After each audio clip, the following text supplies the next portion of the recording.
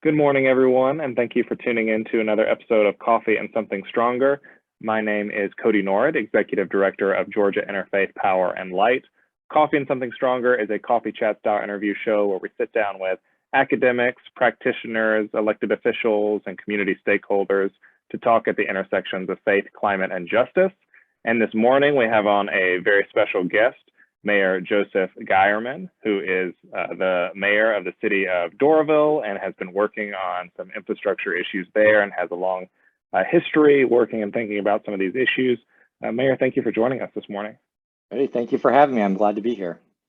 So to start off, could you say a little bit about how you got into thinking about some of these issues and more particularly thinking about diving into local government? Well, I will say that I've always been somebody who volunteers. I think that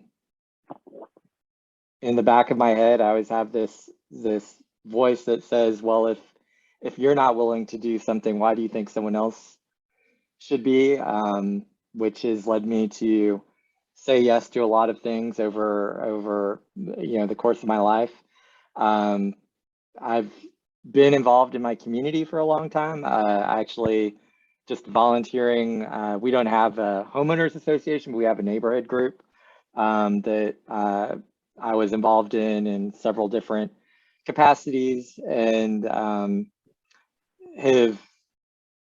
had participated in my city with our comprehensive plan, which was rewritten in 2016. I also participated in my as a member of our planning commission, and so when a seat on city council came up in 2017, I didn't see anyone running who had kind of the same vision for our city that I had, that I thought that we should be pursuing. And so it was kind of on the night before the last day of qualifying, I told my husband, only one person is qualified, and I'm not that happy with kind of his position on certain things. And my husband said, "Well, if no one else is going to get in, we get what we deserve." And I said, "Well, I'm glad you I'm glad you said that, because I've been thinking about running." And I would say I was not really prepared for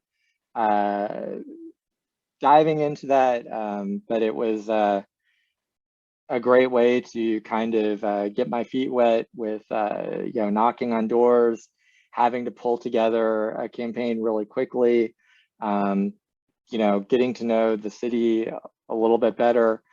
And after being on the city council for about a year and a half, when the mayor's race was coming up, thinking that the city really needed some concentrated leadership that could take us a little bit further than we had, further in terms of development and some other things.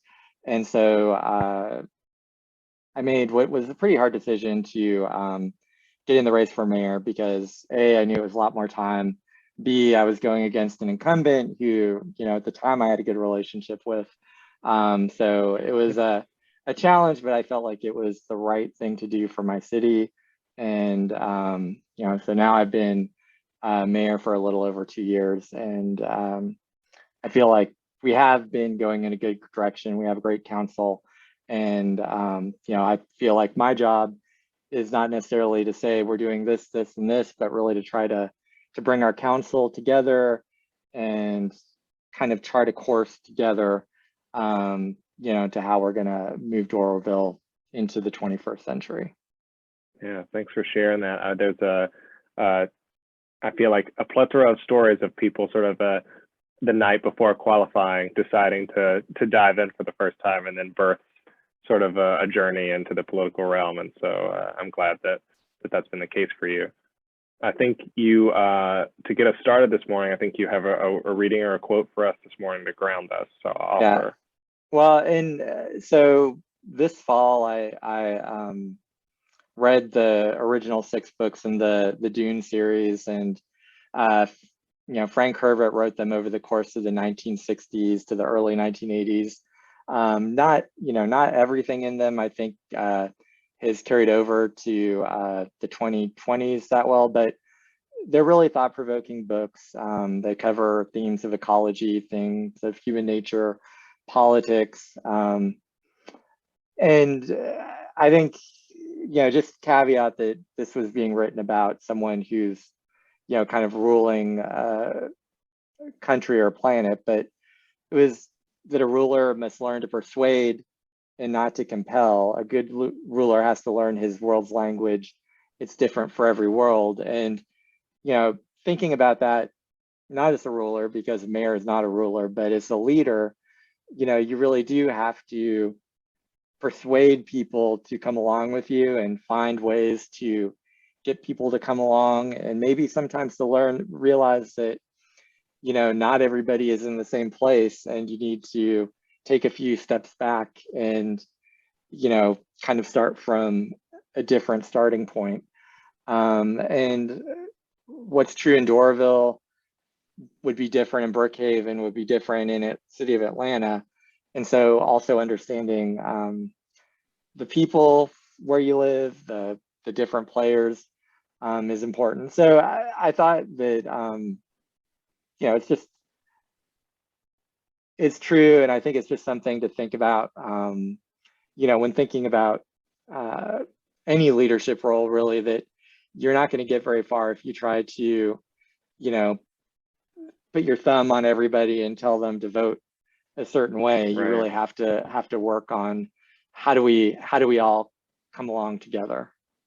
Yeah, I think that's so important. And I wanted to talk to you about local government, because we talk so much about ecology and being rooted in community and that sort of local perspective. And I think that translates over into local government in a similar way, kind of what you're talking about. You have to know your space, you have to know your people, you have to know your problems, and you have to know your solutions in a hyper local sense.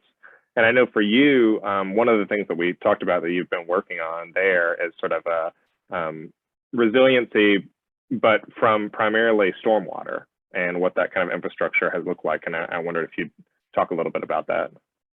Well, so I think it's a challenge. I think every municipality in Georgia is probably struggling with this a little bit, but Doraville was built in the 1950s. We, I think when a lot of the city was originally built out, there wasn't a lot of thought about stormwater, and we built great big parking lots, great big highways running through the city, freeways running through the city, a lot of impervious surfaces. And we do have some stormwater infrastructure that was built out that is probably, honestly coming to the end of its life. Systems that were built in the 1970s, 1980s, just are corroding, breaking down, need to be replaced, for a whole host of reasons. Replacing that infrastructure is a lot more expensive. At the same time, we're also dealing with, I just saw a presentation yesterday where it was saying that Georgia and the Atlanta area is probably getting about the same amount of rain that it did 30 years ago, but the rain events that we're getting have a lot more rain coming down in a much shorter period of time. Right. And so, when we do get heavy rainstorms, I'm getting phone calls and texts and emails from people whose yards are flooding, and they're like, well, this has never happened before. Right. But it's the challenge for us is that it's happening all throughout our city. I think that there is some money available through the bipartisan infrastructure law that was passed last year that hopefully we'll be able to apply for some funding through the state of Georgia to address, but it's a big challenge for us. And I think that, some of how we need to approach it is really, okay, well, how are we looking at stormwater today for any new developments? How is that being factored into what we do? And are we,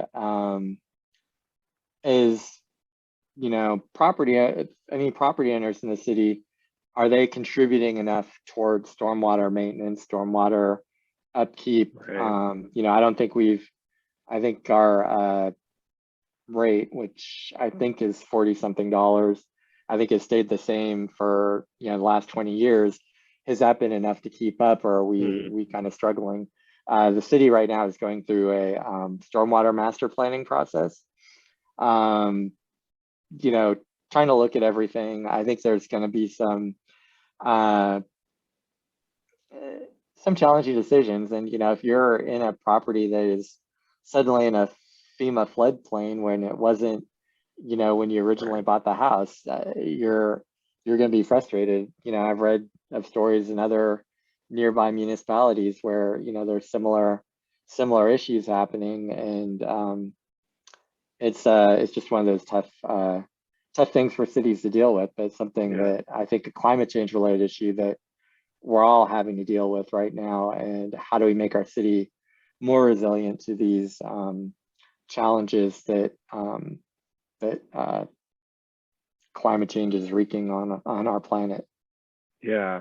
Well, when you think about smaller cities and the effects that climate change can have and all of the intersecting things, there's stormwater, there's cities are hotter, there's a little bit less tree canopy, there's a lot of carbon from vehicles, there's all sorts of stuff happening in cities. And I wonder, for you, thinking about climate change and the impact that it has on your city and its citizens, what do you feel like are some of the things that local government has the ability to do to mitigate against some of that? And then what are the things that feel like they're beyond local government that you actually need help from, say, like state government or federal government to be able to implement some of those solutions? Well, I would say in some cases, I think there are some cases where cities, particularly in Georgia, are specifically prohibited from taking actions that potentially could mitigate climate change. I don't know the specific bill number anymore, but a year or two ago, the state of Georgia passed a law that the big energy companies, got passed through, that basically limits cities from prohibiting new natural gas hookups.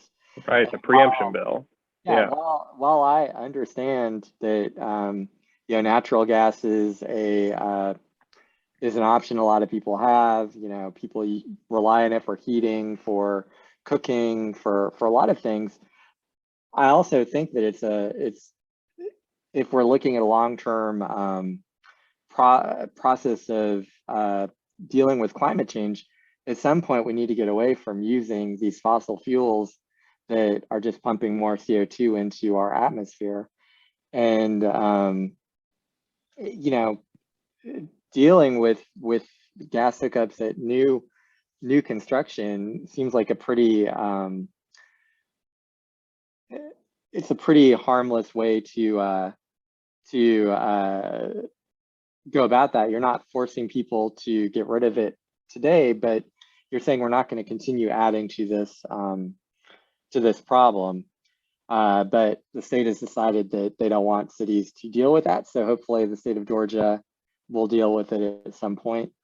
And hopefully, and unfortunately it puts the burden on homeowners then to, really have to make decisions about electrification and, thinking when it's time to replace your oven or your range, hey, I'm going to buy an electric one. I'm not going to get a gas version. Same thing with water heaters. Just kind of having to go through this process on an individual by individual basis, when I think the most effective response is really kind of a more holistic one that comes from the federal government to the state to the municipal. We'll say that Doraville recently, I'll say before I ever entered city government, I was one thing that I tried to do was participate in a solarized DeKalb project, which Sure. was allowing homeowners to kind of go in together on purchasing solar for their houses, and it would lower the overall cost. Doraville at the time had a process that our installer said was just out of line with what every other city was doing, asking for engineering reports, asking for all kinds of information that, if I lived in DeKalb County or if I lived in another city, they wouldn't be required to take. They were wanting us to cut holes in our roof to do evaluations and different things. And ultimately, I gave up on the process and lost some money. I'll say the city, in 2021, the city council came back to the solar issue and passed a new solar ordinance that's modeled on a model ordinance that came out of Georgia Tech, and that puts in place some clear guidelines for how solar can be installed if you own property in the city, what the requirements from permitting standpoints are, and should make it a lot easier for residents or property owners in general to get solar. I think some bigger things that could happen though, so in our municipality, we don't want to put up roadblocks, but some of the bigger things though, it'd really come maybe more from the state or federal government, whether it's tax incentives to having solar installed, tax incentives to installing electric appliances, or even the way that utilities are regulated to allow energy to come into the grid from solar installations on people's roofs. Solar is a challenge because we do have a lot of trees in Doraville. I don't know that solar works for everybody, but at the same time, things like battery backup, things like being able to kind of time out when you're using energy from the grid really could make big differences in terms of how much carbon we're putting into the atmosphere. And so we need leadership at the state level to help us do that, because that is something that the city of Doraville can't do on its own. Yeah. What do you think, since the city of Doraville is a smaller city and you have some experience in doing this stuff, you're working on your infrastructure with stormwater, you're kind of thinking about some of these larger issues at a time in which the impacts of climate change are rearing its head against Georgians kind of all over the state. And there are some cities who have been able to say, yeah, we're going to try to implement 100% clean energy by X date and try to make some of those strides. Where do you find yourself in the city of Doraville as a smaller municipality trying to wrestle with some of those conversations, and what seems like sort of the most accessible ways to make some headway on some of those issues? And where's that conversation in Doraville? Well, when I talked about understanding where people are and trying to come to where they are and then go down together, I think in some cases we really need to have a discussion about, okay, well, where are all of you, because council, ultimately our city council are the ones that make the decisions, and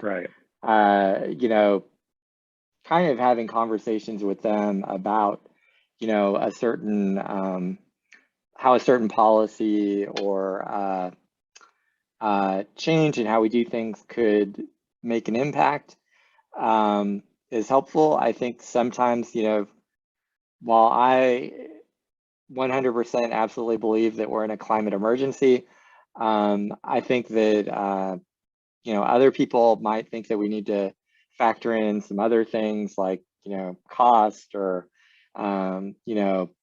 how difficult it might be to do certain things to make it happen. So I need to take that into account before just saying, hey, we should do Right. this and moving through. But I think that we are having those conversations in maybe a more incremental process. In December, the city council had a discussion about really putting in place a policy and guidelines for our city moving forward when they're purchasing vehicles, so that right previously there was no requirement to purchase fuel efficient or hybrid or electric vehicles, but this new policy that we've been discussing would basically prioritize electric vehicles when possible, hybrid if electric vehicles don't make sense, and then internal combustion engines, if you can't get a vehicle with the requirements in those other two categories. And so really trying to approach it from that perspective. There are a lot of reasons to go away from internal combustion engines, just from maintenance reasons to everything else. But in some cases, people they may not have the pack. Our police cars require certain packages that are pre-installed that have all the equipment that police use. Some of our public works vehicles are specialty vehicles that again we need to make sure that they just may not be available as anything other than a gas vehicle for a while. But still, if we are going to make other purchases of vehicles, we should be looking at that, and we should be making a conscious effort to try to move forward and to talk about all the reasons that that moving to those less carbon polluting and more fuel efficient vehicles make sense for municipalities like ours. So again, I'll just say that trying to approach each issue in a way that is easy to understand and easy to be able to bring folks along on is the approach that we have to take in a city like ours, because there is no one ruler, and you've got to get a consensus of 6 people to agree that there's a direction that we want to move in. Right. Well, it's the common saying that if you want to go far and you want to go together, then sometimes you need to go slowly to make that happen. And I think that's an important way to approach sort of community building, consensus building for some of these really important decisions. You talked a little bit earlier about some of the funding that came out of the bipartisan infrastructure package and what might be possible to apply for that, and wondering how you're thinking about the added incentives and the plans that are currently getting talked about with the next phase of kind of the Build Back Better Act that might now get cut up into a couple of different policies, but how these, both the infrastructure package that was funded at first and then now the second piece that hopefully will come to pass, how those kind of things could actually make a real impact for local governments or people within those cities. Well, so first I'll say I appreciate what the current administration and all of the representatives and senators who voted on the bipartisan infrastructure law put into the bill, because it really does give smaller cities like Doraville more opportunities to apply for funding with for things like improving access along our roadways for pedestrians, for stormwater, for building electric charging stations. But I also think that it's challenging, and Doraville is making a concerted effort to make sure that it's ready to apply for some of this funding, but it's not necessarily that easy for smaller cities. In Doraville, we're small in Metro Atlanta. We're about between 10 and 11,000 people, and we have about 100 people total working for the city, which includes our police force, which is a big chunk of it. But there are cities in Georgia, in South Georgia and North Georgia that, might just be a few thousand people, might just have, a handful of people working for them. To apply for certain transportation grants, you need your staff members who are applying to be certified by the federal government, and that's a process that requires 5 or more day-long classes that they're going through. We did go through the process of having 2 people certified to be able to apply for these funds, but not everybody is going to be able to afford from a cost perspective or a time perspective to have staff do that. And then I think that also, smaller cities, they may have a harder time hearing about the opportunities. They may have just a harder time finding the time to do all the work that the applications require. And then there are some bills like that I think for like addressing bridge needs that the federal government will pay for the full cost, but there's a lot of cases where even for these BIL funds that cities will be required to make a 20% match.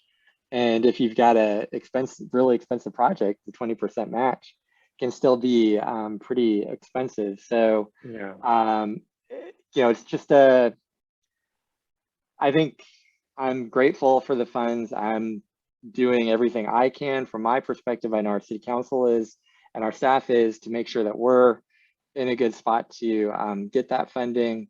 I am a little worried about some of the smaller cities in our state and nationwide that may have a harder time getting some of that.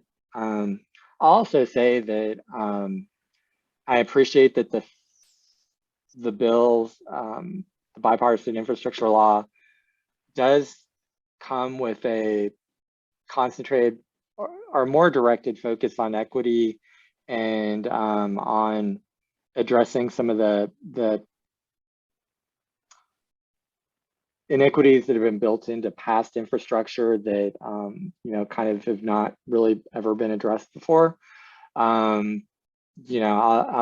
start by talking about Doraville, then I'm going to talk about the state. But Doraville, one of its greatest assets is all the infrastructure that we have. We've got easy access to I-85, Interstate 285. We've got a MARTA station. We've got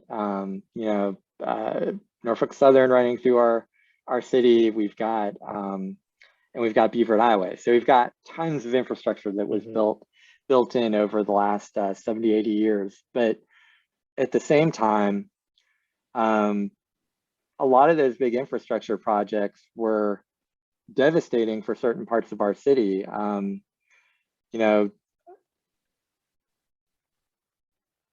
One thing that doesn't get talked about a lot, Doraville, for a long time we were known for the GM plant that was kind of a huge job center in the region, and is now becoming a huge movie production site. But at one time that was in the Jim Crow days, that was where all the Black people in Doraville lived, in that area, and they were all relocated. I'm not sure how that deal happened or who decided, to another place in the city where they had new better houses built for them.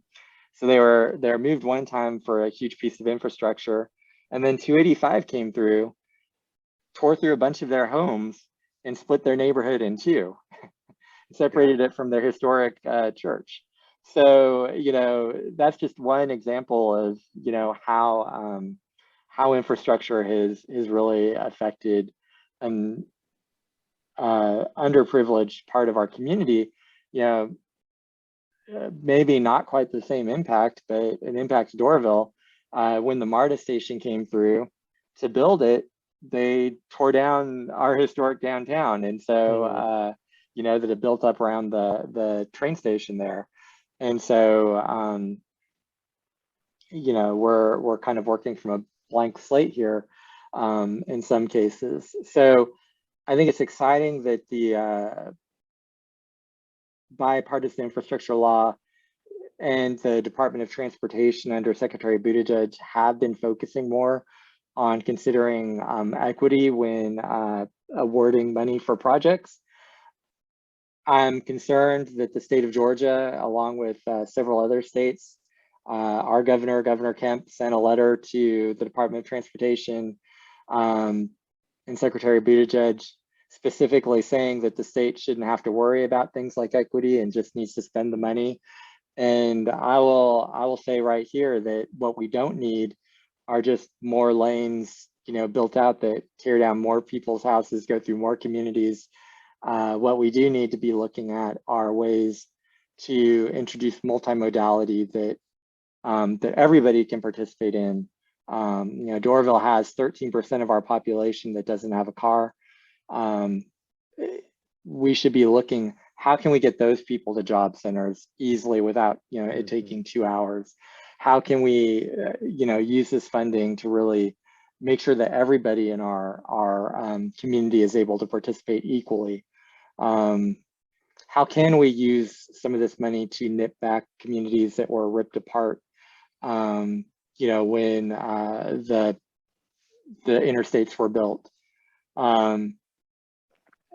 And so I'm glad that it's there, but I think that changing the culture at GDOT, changing the culture in the state of Georgia is still going to take some time, but at least we're pushing on that conversation, which I'm grateful for with this law.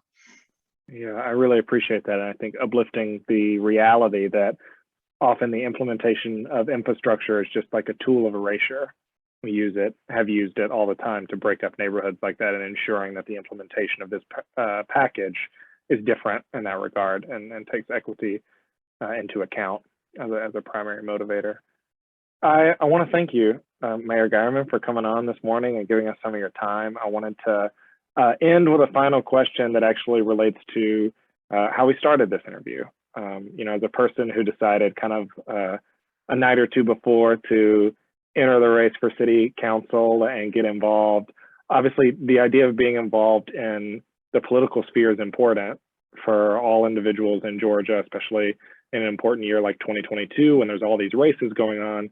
And I wonder what you would say to people who haven't been as involved in their local political process, or have kind of taken a step back from being involved in some of those community processes as we get into this year. You know, what would you say for people who are, you know, kind of on the edge of thinking about how they want to be involved? Well, I've always thought that you can have a much bigger impact at the local level than you really can at the federal level. You know, things change at the federal level. Things, you know, I've been extremely frustrated sometimes by things that happen at the federal and even the state level. But you absolutely can make a difference at the municipal level. And even in the state, you know, the Georgia state elections that are coming up, you can have a big impact. But I would say you don't need to run for office. You don't need to, you know, take up huge amounts of your time, but you can be an advocate and make sure that the elected leaders who represent you know what you're thinking, and have an impact. Because, you know, the percentage of people that I represent versus the percentage of people that I actually hear from on a regular basis is, you know, there's a pretty big differential. And people coming together and advocating for something can make a big difference. And sometimes, I think sometimes being an advocate and, you know, leveraging that advocacy in city halls and, you know, with state legislators can actually have a bigger impact in some ways than being on city council. Because it's a lot harder to be an advocate for everything when you're in an elected position, because you've got to listen to everybody. But if you got this big group that's, you know, pushing for a particular position, you know, then I think elected officials are going to think a lot about that. I know, you know, I think that the federal situation is very frustrating and very hard to get our arms around, and sometimes it makes you almost feel apathetic, like, well, I'm not going to be able to make a difference. But you can make a difference, and I really think that it starts in your neighborhood, starts in your city, starts, you know, in your you know, state house district, but starts at all those local levels and then starts percolating up. And I encourage you not to get too wound up about national politics, but really to focus on, you know, what's happening at home, because the stuff that happens here is probably going to have such a huge impact on your life. And by influencing what happens in Georgia, we will be able to influence what happens, you know, in those larger national conversations, which, you know, you could see with the last set of elections that happened back in the elections in 2020. So I would say just don't get too frustrated, but really try to focus close to home and see what's happening here, and get to know the people who represent you, because you know, ultimately they want to hear from you, and you know, I think you have probably more power than you know. Awesome. Well, thanks again, Mayor Geierman, for coming on this morning and talking a little bit about local government and infrastructure and federal infrastructure policies. Thank you, everybody, for tuning in, and we'll see you for another episode of Coffee and Something Stronger in a couple of weeks. So thanks so much. Thank you.